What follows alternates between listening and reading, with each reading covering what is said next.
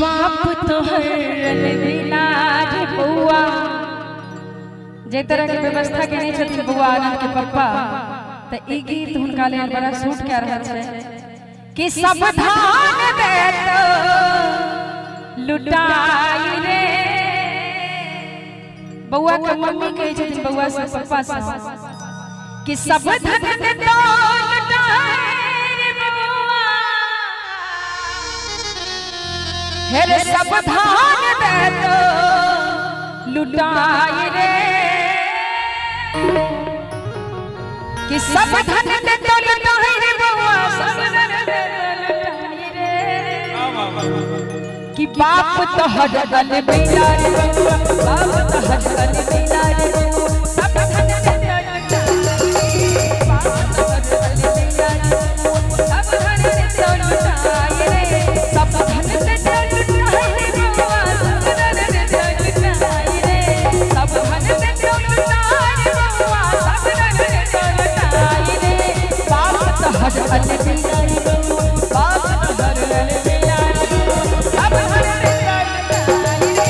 बाप तो हडल बिना रे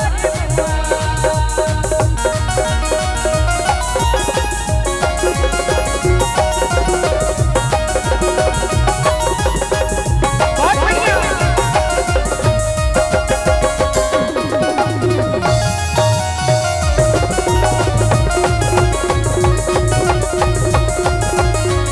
हम कहलियो दादी के नैना दादी गाल खुले रहू रे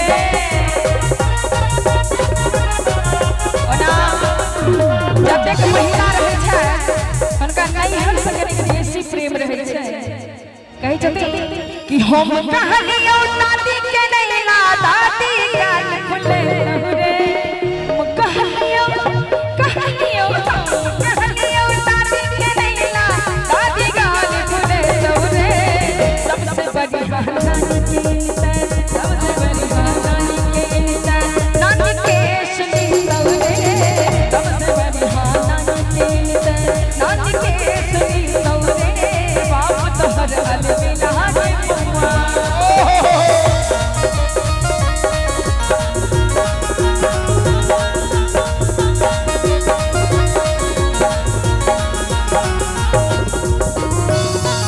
क्या बात है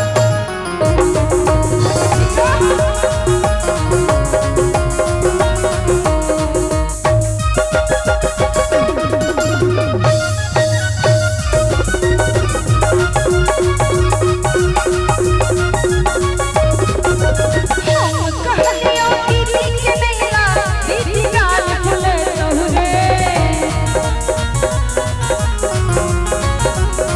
हम कहलियो दीदी के नैना दीदी गाल खुले रहू रे किया सबसे बड़ी हम मौसी के इनता सबसे बड़ी हम मौसी के इनता मौसी के इत कभी कहू रे सबसे बड़ी हम मौसी के इनता मौसी के इत कभी कहू रे बाप तो हर हल बिना रे बउआ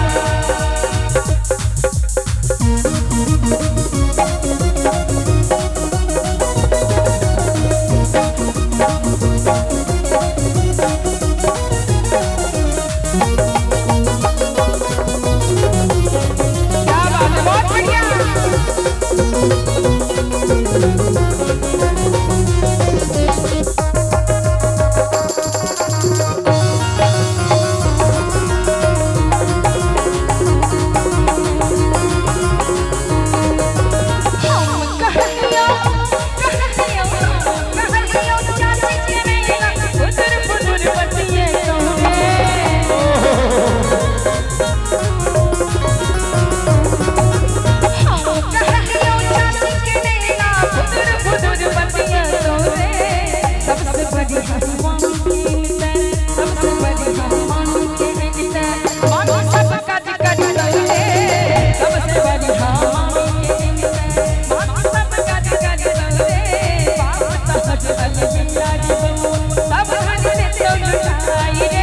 सब धन से